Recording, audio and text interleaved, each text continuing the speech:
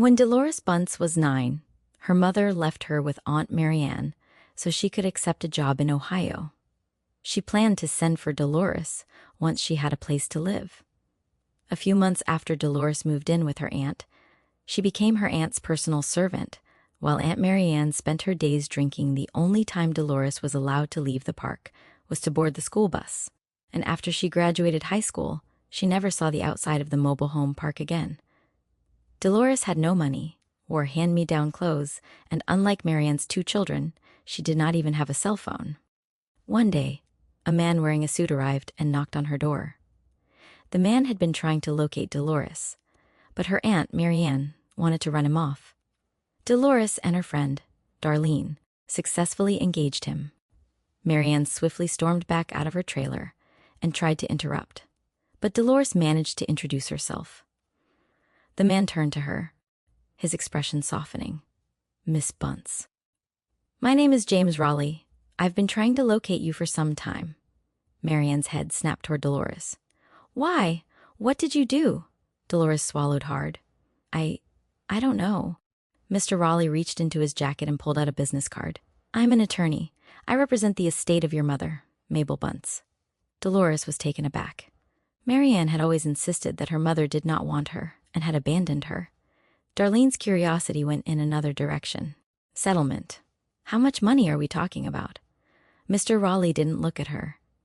He kept his eyes on Delores. "We can discuss the details at my office, but the amount is approximately $205,000. Marianne shoved him aside and glared at Delores, her face twisted with greed and disbelief. "This is a scam. It has to be." Mabel never had any money. Then Marianne demanded half of whatever her mother had left for Delores. But we are getting ahead of ourselves. Let's back up a bit and tell the whole story. And be sure to like and subscribe to Real People.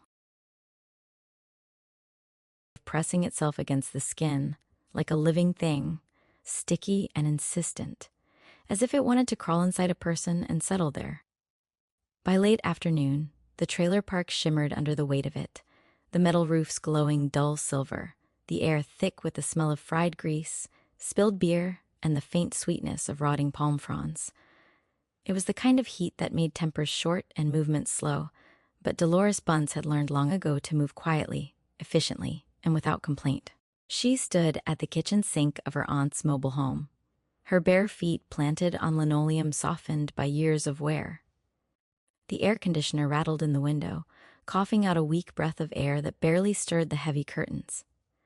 Behind her, Marianne snored on the sagging couch, one arm flung over her eyes, the other dangling toward the floor where an empty vodka bottle rolled each time she shifted.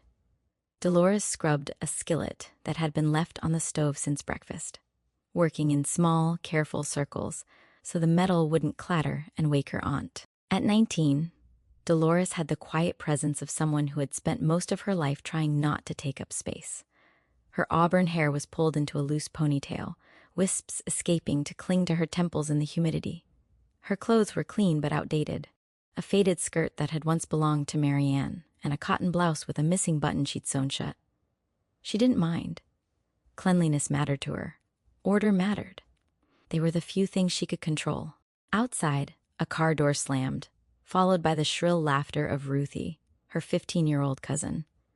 Delores glanced through the kitchen window, in time to see Ruthie strutting across the patchy grass in a too-tight tank top and shorts that barely qualified as clothing. Her platinum hair, streaked with blue and showing brown roots, glinted in the sun. 2 men in their late 20s leaned against a dented pickup truck, watching her with lazy, hungry smiles. Delores felt a familiar twist in her stomach, worry mixed with resignation. Ruthie never listened to warnings, and Marianne encouraged the attention, calling it good practice for real life. Delores turned back to the sink, rinsed the skillet, and set it on the drying rack. A soft creak behind her made her freeze. Marianne was awake. "Where's my damn aspirin?" Her aunt croaked, pushing herself upright. Perspiration made her oily hair cling to her head in clumps, and her eyes were bloodshot, narrowed with irritation. "In the bathroom cabinet," Delores said gently. I'll get it. You better, Marianne muttered, my head splitting open. And close that damn curtain. The sun's blinding me. Delores fetched the aspirin, handed it over, and drew the curtain shut. The trailer dimmed, the air thickening with the smell of old upholstery and stale liquor. Marianne swallowed the pills dry, grimacing. You finished the laundry yet? Almost. Almost ain't done. Marianne waved her off with a dismissive flick of her hand. And after that, you can clean Stephen's room. It stinks in there. Delores nodded, though she knew Stephen's room didn't stink, not compared to the rest of the trailer. Stephen was quiet and withdrawn, spending most of his time playing video games with the door closed. He didn't cause trouble. He didn't ask for anything. Sometimes, Delores wondered if he stayed silent because it was the only way to survive in this house. She returned to the laundry basket, folding shirts with practiced precision. Outside, Ruthie's laughter grew louder, then faded as the truck pulled away. Delores exhaled slowly, wishing, not for the first time, that she could step outside and keep walking until the trailer park disappeared behind her. But she had nowhere to go. No money, no friends, no phone. Marianne had made sure of that. College, Marianne had scoffed when Delores once dared to mention it. You think you're better than us? College is for people with money and brains. You got neither. Delores had stopped dreaming aloud after that. But she hadn't stopped dreaming. She tucked the last folded shirt into the basket and carried it down the narrow hallway. Stephen's door was cracked open, the glow of his computer screen illuminating his hunched figure. He didn't look up as she entered. I brought your clean clothes, she said softly. He nodded, without turning. Thanks. His voice was quiet, almost shy. Delores set the clothes on his bed and stepped back into the hall. She didn't push him to talk. She understood the value of silence. The afternoon dragged on, heavy and slow. Delores swept the kitchen, wiped down the counters, and started a pot of rice for dinner. Marianne drifted in and out of sleep, grumbling whenever Delores made too much noise.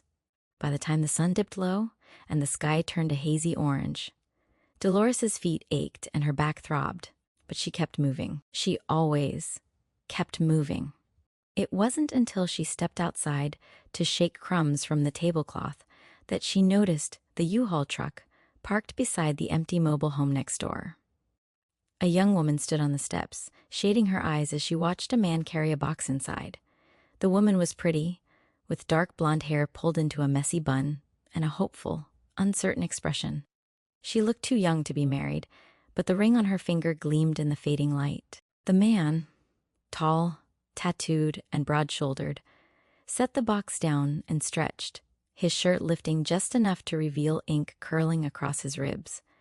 He caught the young woman's eye and smirked, the kind of smirk that said he knew exactly how good he looked. Delores felt her cheeks warm and quickly looked away.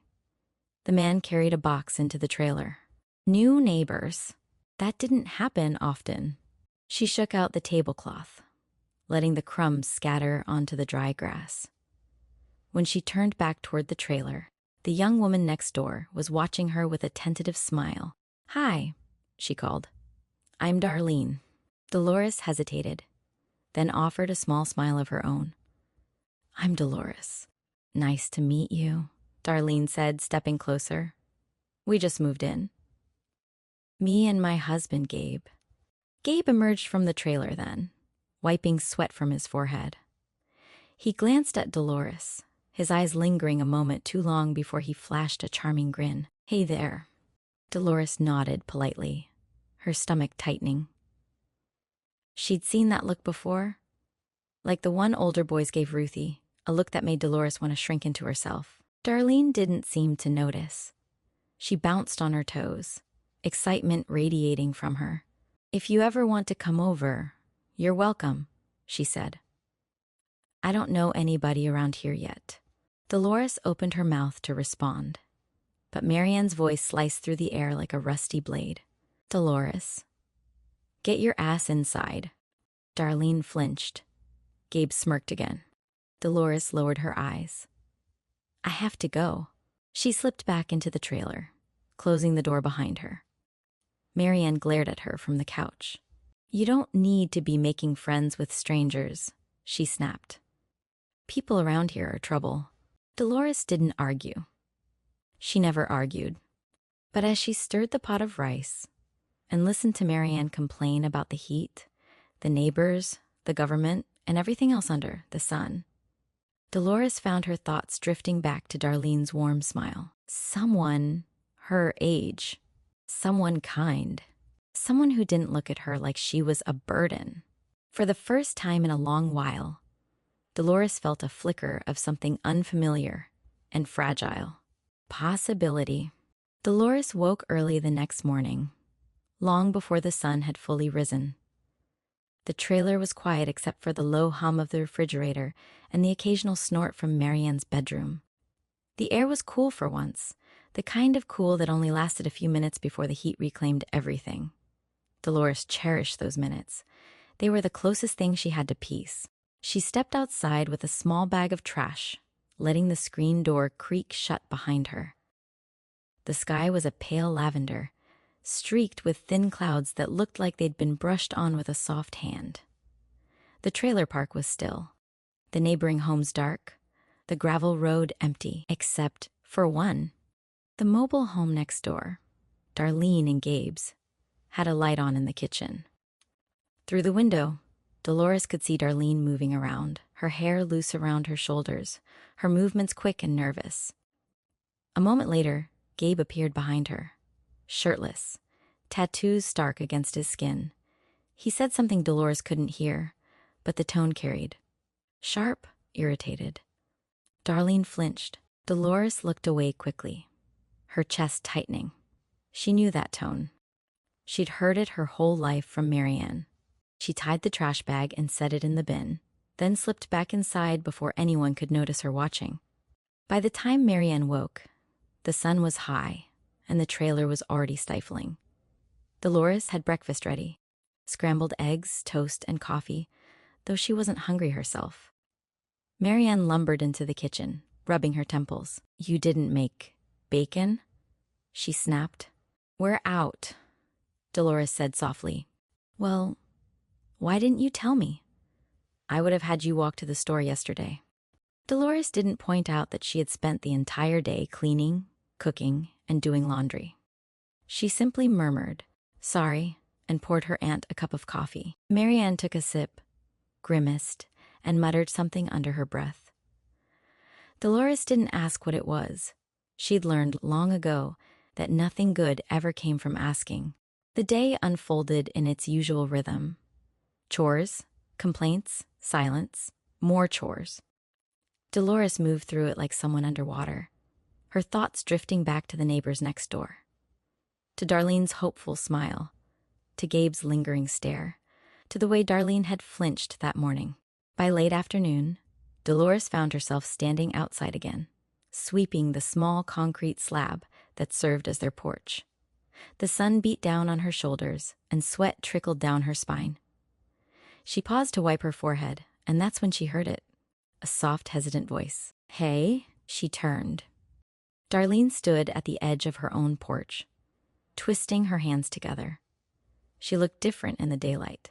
Younger, more fragile, like someone trying very hard to pretend she wasn't afraid. "Hi," Delores said, offering a small smile. "I didn't mean to bother you," Darlene said quickly. I wanted to say thanks for being nice yesterday." Delores blinked. "You don't have to thank me. You'd be surprised," Darlene murmured, her eyes flicking toward her trailer. "Not everyone's nice." Delores followed her gaze. The curtains in Darlene's kitchen window were drawn tight. "Do you like it here?" Darlene asked, her voice barely above a whisper. Delores hesitated. She wasn't used to being asked questions, not real ones, not ones that required honesty. "It's home," she said finally. "It's all I've ever known." Darlene nodded slowly, as if she understood more than Delores had said. "I've never lived in a place like this. Gabe said it would be temporary." just until he could steady work. Delores didn't know what to say to that. She didn't know Gabe well, but she knew his type. She'd seen enough men like him drift through the trailer park, charming when they wanted something, cruel when they didn't get it. Before she could respond, the sound of a car engine rumbled down the gravel road. A sleek, black sedan, far too nice for the neighborhood, pulled up in front of Marianne's trailer. Delores froze. Darlene's eyes widened. "Who's that?" The driver's door opened, and a tall, distinguished-looking man stepped out. He wore a crisp suit despite the heat, his gray-streaked hair neatly combed, his posture straight and confident. He looked like he belonged in a courtroom, not a trailer park. He walked toward the front steps, with purpose. Darlene whispered, "He looks important." Dolores's heart thudded in her chest. Marianne burst out of the trailer before the man could knock. "What the hell do you want?" she barked. The man didn't flinch. "Good afternoon. I'm looking for Delores Bunce." Delores felt the world tilt. Darlene glanced at her, eyes wide. "Delores? He's asking for you." Marianne planted herself in the doorway, arms crossed over her chest. "Why? What business you got with her?" "I'm afraid I can't discuss that with you," the man said calmly. "It's a private matter." "Private?" Marianne scoffed. "Nothing's private in this house." "You can tell me." "I'm sorry," he said, his tone firm. "I cannot." Delores stepped forward before Marianne could explode. Her voice trembled. "I'm Delores." The man turned to her, his expression softening. "Miss Bunce, my name is James Raleigh. I've been trying to locate you for some time." Marianne's head snapped toward Delores. "What's he talking about?" Delores swallowed hard. I don't know." Mr. Raleigh reached into his jacket and pulled out a business card. "I'm an attorney. I represent the estate of your mother, Mabel Bunce." Delores felt the air leave her lungs. "My mother?" "Yes," he said gently. "I'm afraid she passed away nearly 10 years ago. But she was awarded an insurance settlement that has been held in trust for you. You are her sole heir." Dolores's jaw dropped. "She died? How? What happened to her?" Delores was taken aback. Marianne had always insisted that her mother did not want her and had abandoned her. Darlene's curiosity went in another direction. "Settlement? How much money are we talking about?" Mr. Raleigh didn't look at her. He kept his eyes on Delores. "We can discuss the details at my office, but the amount is approximately $205,000. Darlene gasped. Delores stared at him, her mouth open, her mind blank. The world around her blurred, the heat, the trailers, the gravel road, all of it fading into a distant hum. Her mother hadn't abandoned her. Her mother had died, and she had left something behind, something real, something life-changing. Darlene grabbed her arm, squeezing it. "Delores, you're rich." Marianne shoved past them, her face twisted with greed and disbelief. "This is a scam. It has to be." "Delores doesn't have any money. She never had any money. You better explain yourself." Mr. Raleigh's voice remained calm. "Miss Bunce is an adult. She will decide what to share with you." Marianne rounded on Delores.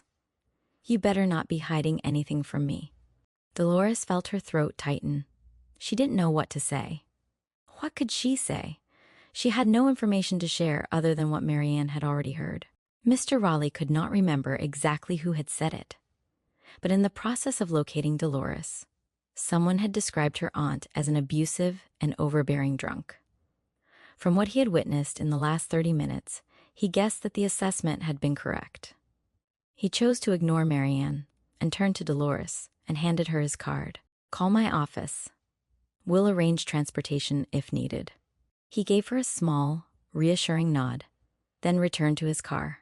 Delores stood frozen as the sedan pulled away. Darlene whispered, "Delores, this changes everything," Marianne hissed. "You're not going anywhere without me." Delores didn't answer because, for the first time in her life, she wasn't sure Marianne had any power over her at all. Delores barely slept that night. Every time she closed her eyes, she saw the black sedan pulling up, saw Mr. Raleigh's calm blue eyes, heard the words, "Your mother passed away. $205,000. The numbers didn't feel real. The loss didn't feel real. Nothing felt real. She lay on the thin mattress in the small room she shared with Ruthie's discarded clothes and Stephen's old toys, staring at the water stain on the ceiling. The trailer creaked around her, settling into the coolness of night. Somewhere outside, a dog barked. A car drove by.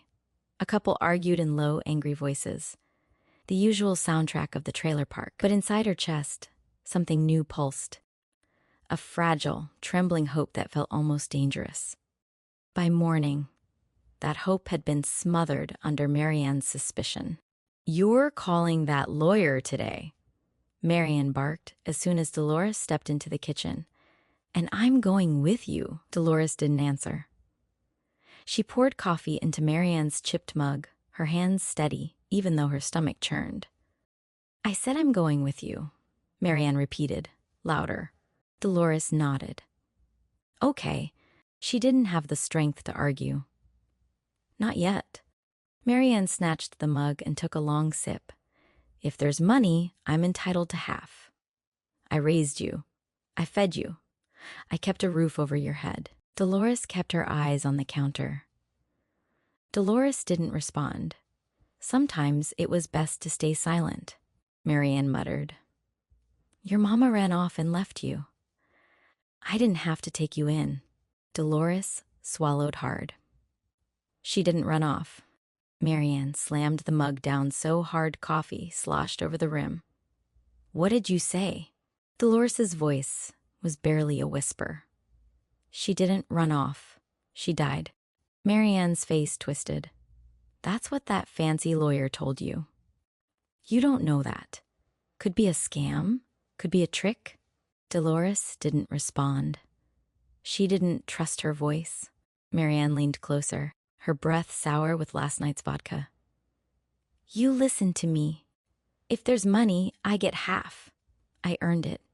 Delores nodded again, because nodding was easier than fighting. But inside her chest, something small and stubborn whispered, "No, you didn't." She tucked that thought away like a secret.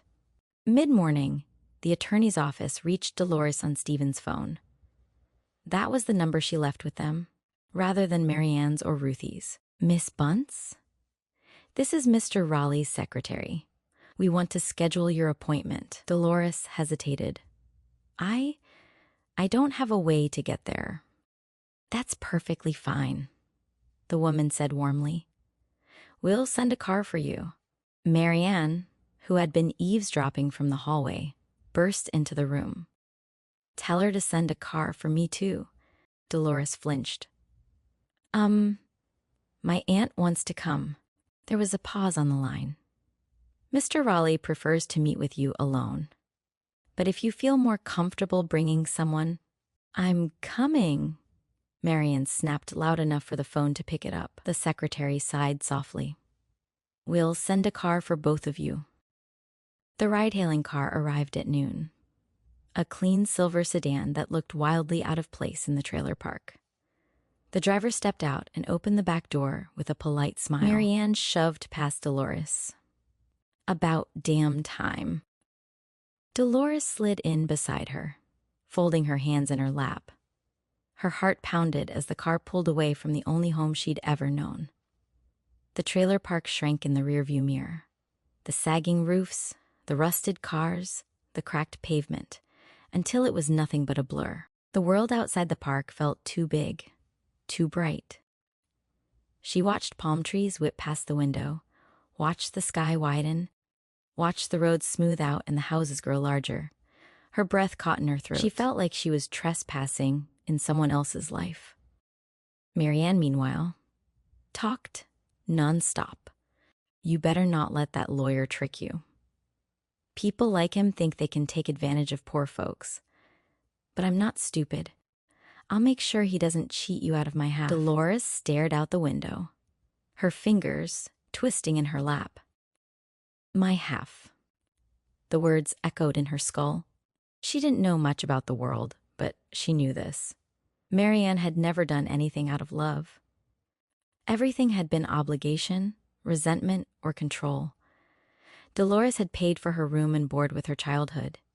There was not a day that she did not cook, clean, and wash for the family from the time Marianne took her in as a child to now. The car turned into a parking lot in front of a tall glass building.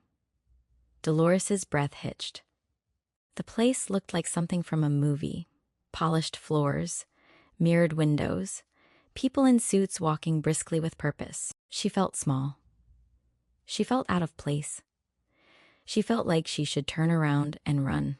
But the driver opened the door, and Marianne climbed out, tugging at her stained shirt as if she belonged there.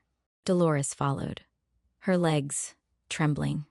Inside, the air was cool and smelled faintly of lemon and paper. A receptionist greeted them with a professional smile. Miss Bunce? Mr. Raleigh is expecting you. Marianne stepped forward. I'm her aunt. I'll be in the meeting. The receptionist's smile didn't falter. Mr. Raleigh will speak with Miss Bunce first. You're welcome to wait in the lobby.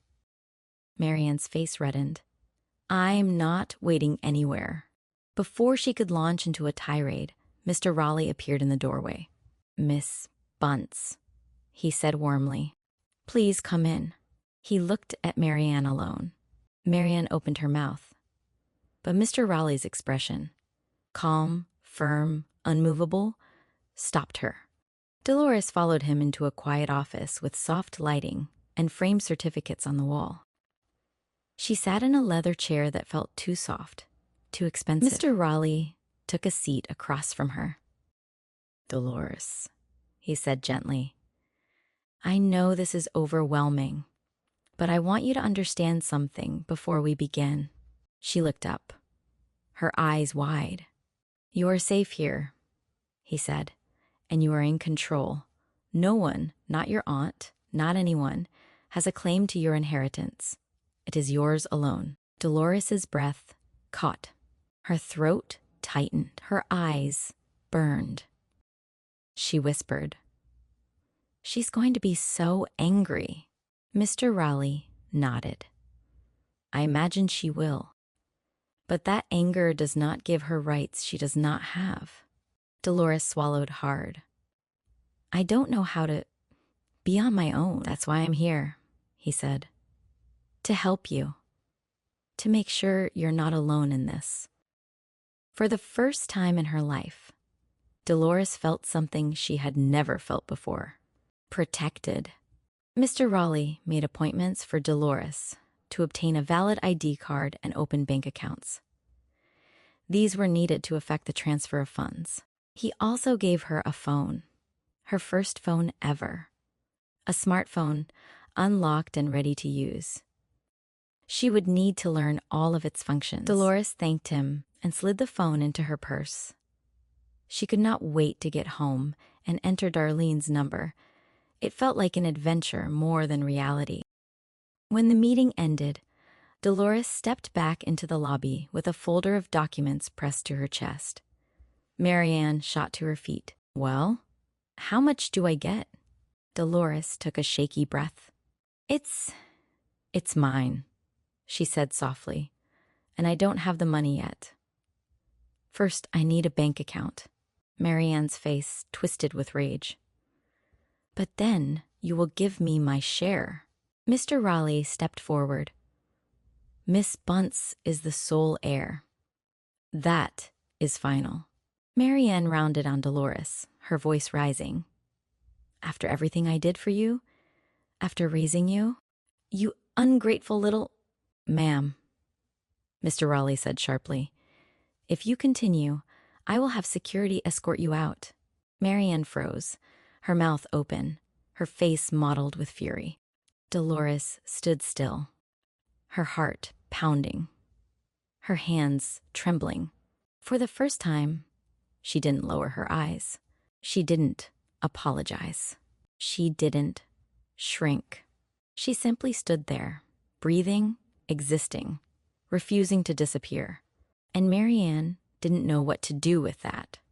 The ride back to the trailer park felt different. The same cracked roads, the same sagging roofs, the same sun-bleached signs passed by the window. But Delores saw them with new eyes. Or maybe it was that she saw herself differently. A girl who had been told her whole life she was nothing, suddenly holding proof that she mattered. Proof that someone, somewhere, had loved her enough to leave something behind. Marianne didn't speak for the first few minutes.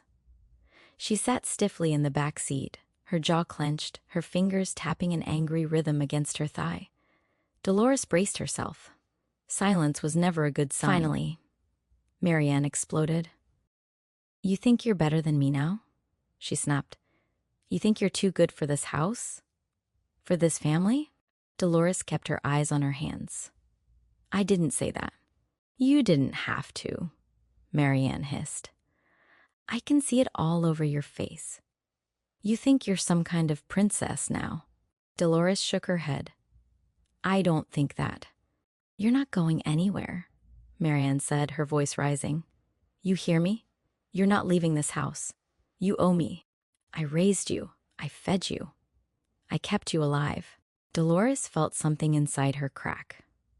Not loudly, not dramatically, but quietly, like a thin piece of glass giving way under pressure. She whispered, "I don't owe you my life."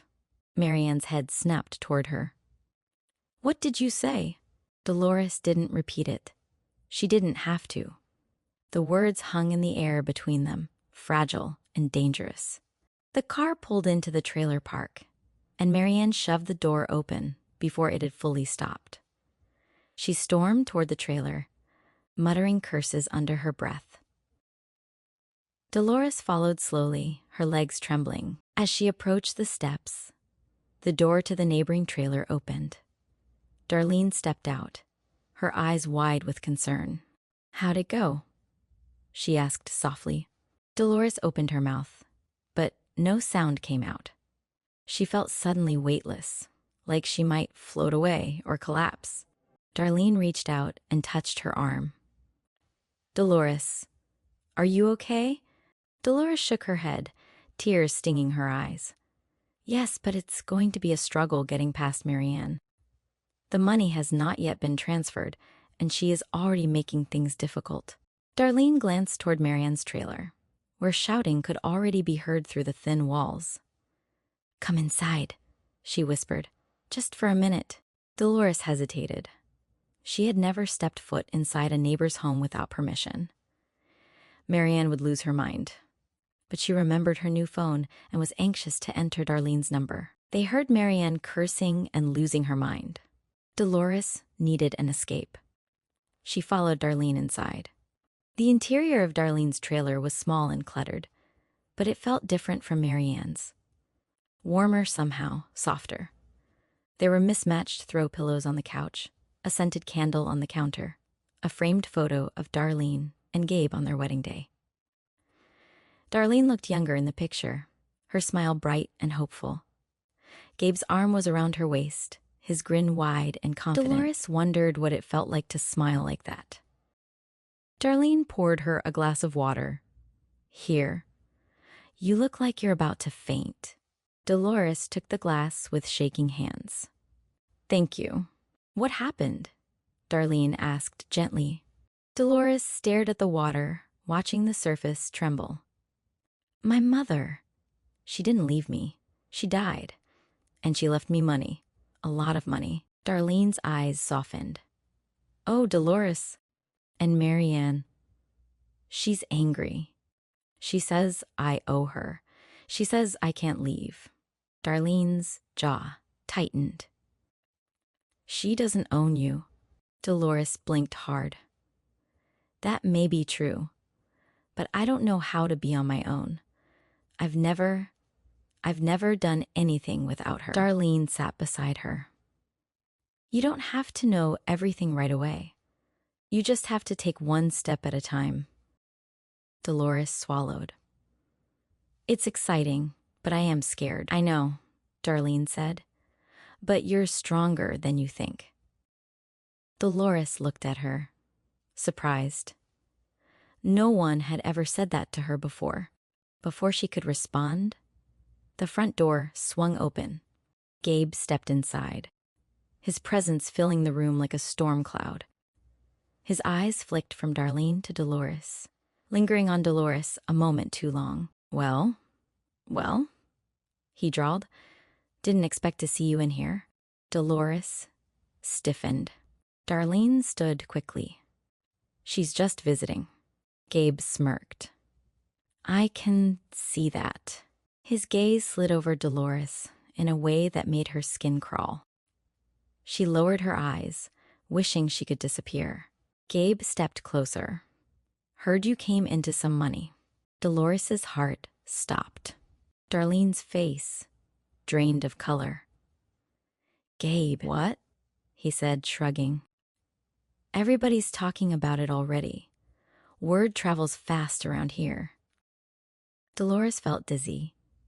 She hadn't even processed the news herself, and already it was spreading through the park like wildfire. Gabe leaned against the counter, crossing his arms. 200 grand, huh? That's a lot for a girl who's never had a dime. I can tell you how to make the best use of that. That was all she needed.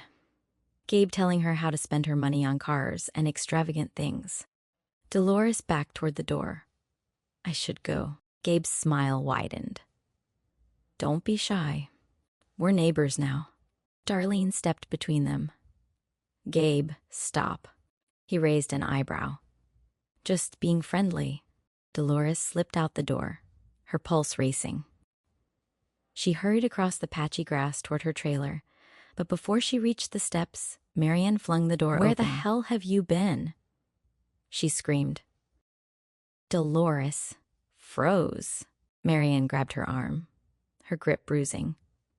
You think you can run off and hide? You think you can keep that money from me? Delores winced. You're hurting me. Good, Marianne spat. Maybe you'll listen. Delores pulled her arm free. A small, instinctive movement, but it shocked them both. Marianne's eyes widened, then narrowed. You're getting too big for your britches, she snarled. But I'll fix that. Delores stepped back, her breath shaking. For the first time in her life, she saw something clearly. Marianne wasn't angry because she cared. She was angry because she was losing control. And Delores, trembling, terrified but standing, was no longer the girl who bowed her head and whispered apologies. Something had shifted. Something irreversible. Delores didn't remember walking back into the trailer. One moment she was standing outside with Marianne's fury burning into her skin, and the next she was inside the dim, stale-smelling living room, the door slamming shut behind her. The air felt thick, like it was pressing against her chest, making it hard to breathe. Marianne stomped past her, muttering curses, slamming cabinets, rattling drawers. Delores stood still, her hands trembling at her sides. She felt like a child again, small, powerless, waiting for the next blow, whether it came from a hand or a word. But something was different now. Something inside her had shifted, even if it was only by an inch. She wasn't the same girl who had woken up that morning. She wasn't the same girl who had spent her life apologizing for existing. She had something now. Something Marianne couldn't take, couldn't control, couldn't twist into a weapon. Her mother's truth, her mother's love, her mother's legacy. And Marianne knew it. That was what scared her. That was what made her dangerous. The next few days were a blur of tension so thick it felt like humidity inside the walls. Marianne alternated between icy silence and explosive rage. She slammed doors, threw dishes into the sink, and barked orders at Delores with renewed cruelty. You think you're leaving? You're not going anywhere. You think that money makes you special? You're still nothing. A nobody. The hurtful words never stopped. You owe me. You'll always owe me. Delores absorbed the words like she always had, but they didn't sink in the same way. They hit the surface, stung, and slid off. She didn't know if that was strength or shock, but she clung to it. Stephen stayed in his room, headphones on, eyes down. He didn't ask questions, but he watched Delores with a quiet, worried look whenever she passed by. Ruthie, on the other hand, was furious. Not because she cared about Delores, but because she was jealous. You're not even pretty, Ruthie snapped one morning. No man would ever give you a second look, except for your money. Delores didn't answer. She didn't have the energy. She spent as much time as she could outside, raking the sparse, patchy lawn, cleaning the steps, pretending to be busy. Anything to avoid being trapped inside with Marianne's anger. Darlene checked on her every day. Sometimes she brought sweet tea. Sometimes she brought leftover biscuits. Sometimes she just brought herself, standing on her porch with her arms crossed, watching Delores with quiet concern. You okay? She'd ask softly. Delores always said yes. She never meant it. On the fourth day, Mr. Raleigh called. Delores, he said gently, I've made the appointment for you to get you a state ID and an appointment with the bank to open your accounts. How does early tomorrow morning sound? I will pick you up myself. He went on. I'd like to help you find safe housing. Somewhere secure. Somewhere away from conflict. Dolores's heart pounded. I've never lived alone. It scares me. That's why we are here, he said. You won't be alone. She closed her eyes, gripping the phone. Marianne won't let me leave. There was a pause.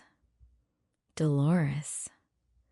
She doesn't have the legal right to stop you. Delores swallowed hard. She'll be angry. I know, he said. But you deserve safety. And freedom. The word freedom made her chest ache. She whispered, Okay. The apartment was nothing like the trailer park. It was a second-floor unit in a quiet complex in Tampa, with clean sidewalks, trimmed hedges, and a security guard at the entrance. The walls were freshly painted. The carpet was soft. The air smelled like newness and possibility, and it was air-conditioned. Delores stood in the middle of the empty living room, her hands clasped together, her breath trembling. This is yours, Mr. Raleigh said. The first year's rent is paid, and you don't owe anyone for it. It is paid for through your trust. Delores nodded, but tears blurred her vision. She felt like she was floating, like she might drift away if she didn't hold on to something. She whispered, This is beautiful, but so unreal. I'm scared. That's normal, he said. But you're safe here. Safe. She didn't know what that felt like. Not yet. Moving out was a war.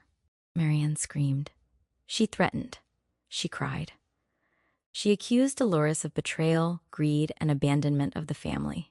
She demanded money. She demanded half. She demanded everything. Delores didn't fight back. She simply packed her few belongings, clothes, a sketchbook, a handful of books, and walked out the door. Marianne followed her to the car, shouting so loudly the neighbors came outside to watch. You'll regret this, she screamed.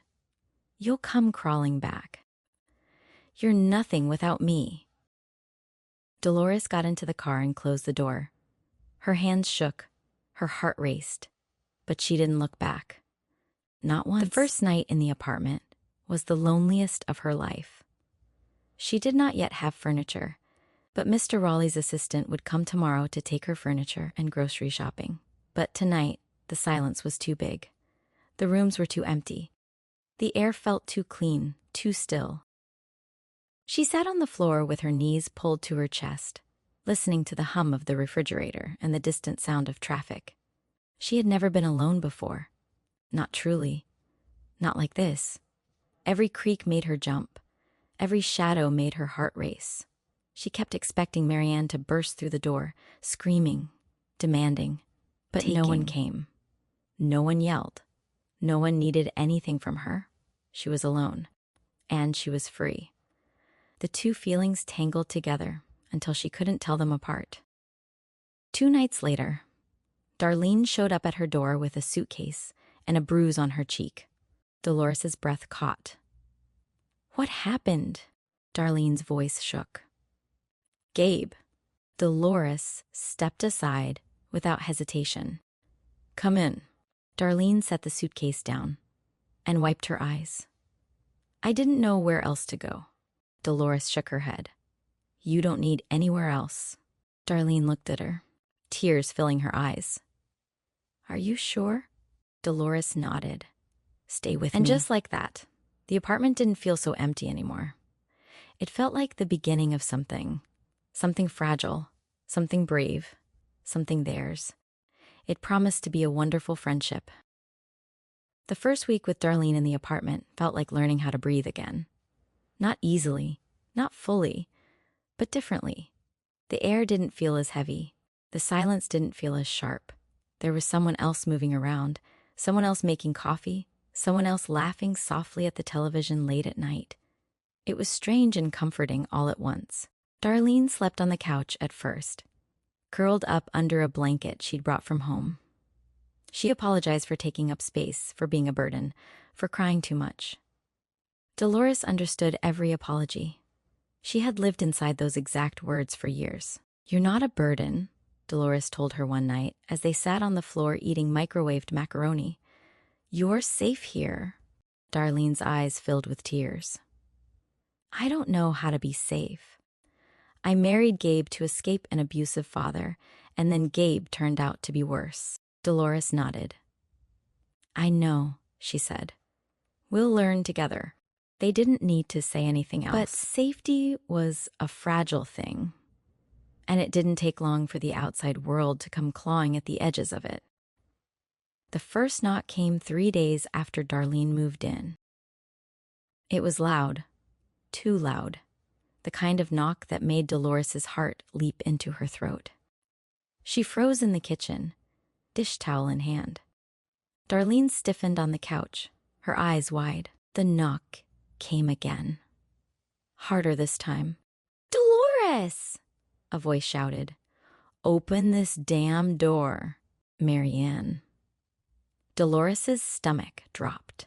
Darlene whispered, "Don't answer it." Delores didn't move. She couldn't. Her feet felt rooted to the floor. Marianne pounded on the door again. "I know you're in there. You think you can hide from me? You think you can run off with my money?" Darlene stood and grabbed Dolores's arm. "Don't open it. She can't come in." Delores swallowed hard. "She'll make a scene." "She already is," Darlene whispered. The pounding continued for several minutes, each hit rattling the door frame. Delores felt her breath shortening, her vision blurring at the edges. She had never ignored Marianne before. She had never defied her. Every instinct screamed at her to open the door, to apologize, to make the shouting stop. But she didn't move. She stayed still. She stayed silent. Eventually, Marianne's voice cracked with rage. "You're dead to me, Delores. You hear me? Dead!" Her footsteps stomped away down the hall. Delores sank to the floor, shaking. Darlene knelt beside her. "She can't hurt you here. And I wonder how she got past the security guard. We'll have to talk to management so this doesn't happen again." Darlene wrapped her arms around her, holding her tightly. "We'll get help." They did. Mr. Raleigh filed for a restraining order the next morning. He handled everything. The paperwork, the court date, the explanations Delores couldn't bring herself to say out loud. He spoke calmly, clearly, firmly. as if he had done this 1,000 times before. Delores sat beside him in the courthouse, her hands clasped in her lap, her heart pounding. She felt like a child sitting next to a lighthouse, steady, unmoving, guiding her through waters she didn't understand. When the judge granted the temporary order, Delores felt something inside her loosen. Not relief, not yet, but the faintest hint of space where fear had been. Darlene squeezed her hand. "See? You're not alone." Delores nodded, though she didn't quite believe it. Not yet. But Marianne wasn't the only problem. Gabe had been quiet since Darlene left. Too quiet. Delores knew the type. Men like him didn't let go. They didn't accept no.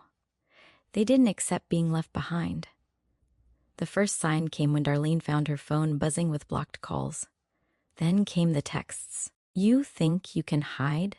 You think she can protect you? You're my wife, Darlene. I decide when it's over." Darlene deleted them, her hands shaking. "He's just trying to scare me." Delores shook her head. "He's trying to control you." Darlene's voice cracked. "He always has." Delores reached for her hand. "Not anymore." But even as she said it, she felt a cold knot forming in her stomach, because she knew what fear looked like. And she saw it in Darlene's eyes. The break-in happened 2 weeks later. It was late, past midnight, and the apartment was quiet. Delores was asleep in her room, curled under a thin blanket when she heard the sound. A soft click, a shift of air, a footstep, a shadow on the balcony. Her eyes flew open. She sat up slowly, her heart pounding so loudly she could hear it in her ears. The apartment was dark, but she could sense it. Someone was inside. She slipped out of bed, her breath shallow, her hands trembling.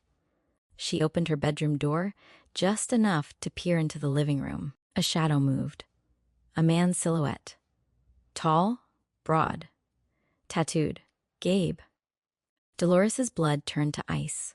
She saw him bending over Darlene on the couch and shaking her. "Darlene, wake up and get your ass out here. You're going home." Darlene's voice came from the living room, small and terrified. "Gabe, please." Delores stepped into the hall before she could think. "Get out." Gabe turned toward her, his eyes wild. "Stay out of this." Dolores's voice shook. "This is my home.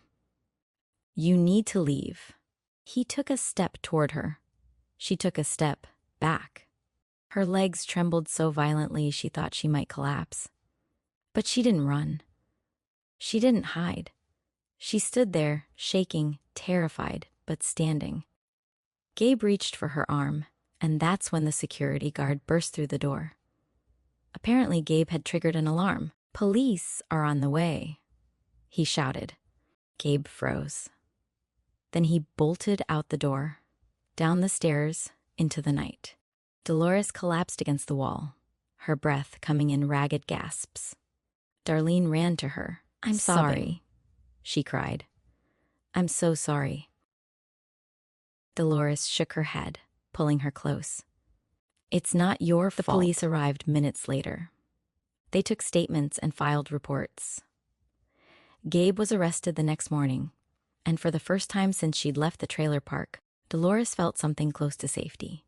Not complete, not perfect, but real.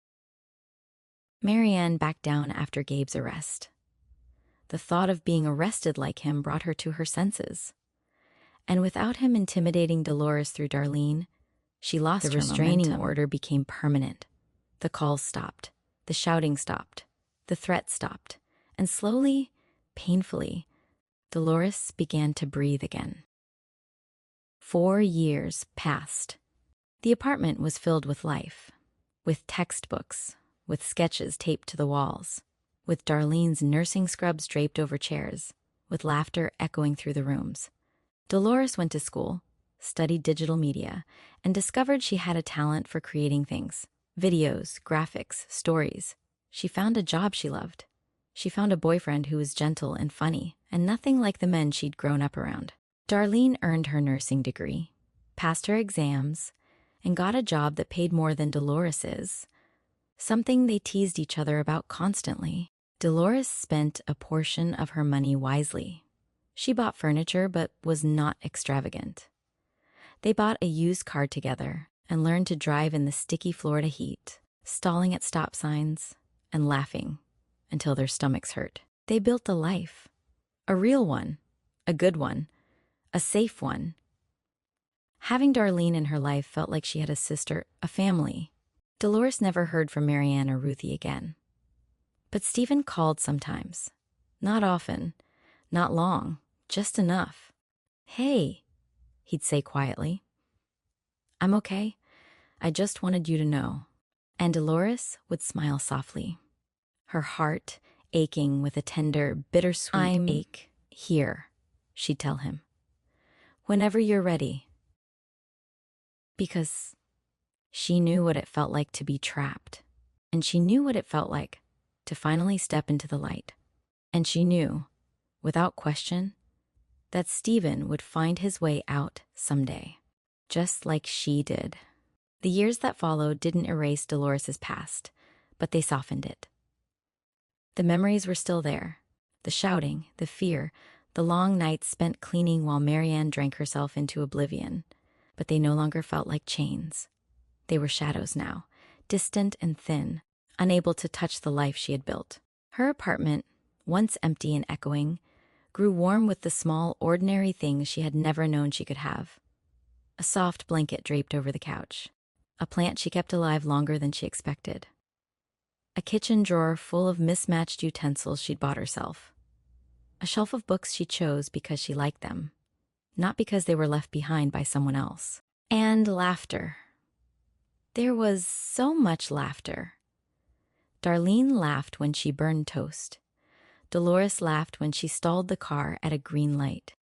They laughed when they got lost on the way to the grocery store, when they tried to assemble a bookshelf without instructions, and when they danced in the living room to music that wasn't quite loud enough to bother the neighbors. Because they could. Because no one was watching them with suspicion. Because no one was shouting. Because no one was waiting to take something from them. They were free. Not perfectly. Not completely. But enough. Dolores's job as a digital media creator came almost by accident. She had taken a class on graphic design at the University of South Florida, thinking it might be interesting. It turned out to be more than interesting. It was like discovering a language she had always known but never spoken. She loved the way colors could tell a story. The way a single image could hold emotion. The way she could take something messy and shape it into something beautiful. Her professors noticed. Her classmates noticed. And eventually, a small marketing firm noticed too. She started part-time, nervous and unsure. But she learned quickly. She worked hard. She listened. She created things that made people pause, smile, think. And for the first time in her life, people praised her for something she had done. Not for how well she scrubbed a floor or how quietly she stayed out of the way. She was good at something. She was proud of something. She was someone. Darlene thrived too. Nursing school wasn't easy. She struggled with the science classes, cried over exams, doubted herself constantly. But she kept going. Delores quizzed her late into the night, made flashcards, brewed coffee, and sat beside her through every meltdown. Delores told her again and again, "You're capable. You can do this." And Darlene did. She passed her exams. She earned her license. She got a job at a hospital in Tampa, working long shifts that left her exhausted but glowing with pride. "I never thought I'd be anything," she said one night, kicking off her shoes and collapsing onto the couch. "Gabe always said I was too stupid to do real work." Delores handed her a glass of iced tea. Gabe was wrong about everything. Darlene smiled, tired but genuine. Yeah, he was.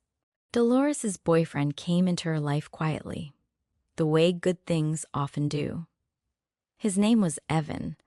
He worked in IT at the university and had a crooked smile that made him look like he was always on the verge of laughing. He wasn't flashy. He wasn't loud. He didn't swagger or smirk or make her feel small. He asked before touching her. He listened when she spoke. He made her feel seen. The first time he came to the apartment, he brought a bouquet of daisies. Not roses, not something dramatic, but daisies, simple and bright. "For your place," he said. "It feels like a daisy kind of home." Delores didn't know what that meant, but she liked the sound of it. Darlene teased her for weeks. "You're in love," she sang, waving a spoon at her. "You're in Louvre." Delores blushed. "I'm not. You are." "I'm not. You are." Delores smiled, unable to deny it. Maybe she was. Maybe she deserved to be. Every few months, Stephen called. He never said much. He never stayed on the line long. But he called. "Hey," he'd say quietly. "I'm okay." Delores always felt a rush of warmth and worry. "I'm glad." "How's school?" "Fine." "How's Ruthie?" "Same." "How's Marianne?" A pause. "Drunk." Delores closed her eyes. "I'm sorry. It's not your fault." "No," she whispered, "but I know what it's like." Stephen didn't answer, but he didn't hang up either. "Stephen," she said softly, "you can leave. When you're ready, I'll do my best to help you. You don't have to stay there forever." Another pause. Then quietly, he never said more than that, but he kept calling, and Delores kept answering, because she knew what it meant to have one person in the world who didn't give up on you. Sometimes, late at night, Delores sat on her balcony with a glass of iced tea, looking out over the quiet parking lot. The air was warm, but not suffocating. The world felt big, but not overwhelming. She could hear the faint hum of traffic, the chirping of insects, the soft laughter of neighbors walking their dogs. She thought about her mother. She thought about the accident. She thought about the years she had spent believing she'd been abandoned. She thought about the truth, the real truth, that her mother had loved her enough to leave something behind, even if fate had stolen the chance to say goodbye. She learned that Marianne knew all along that her sister died, but chose to make Delores believe that her mother had abandoned her.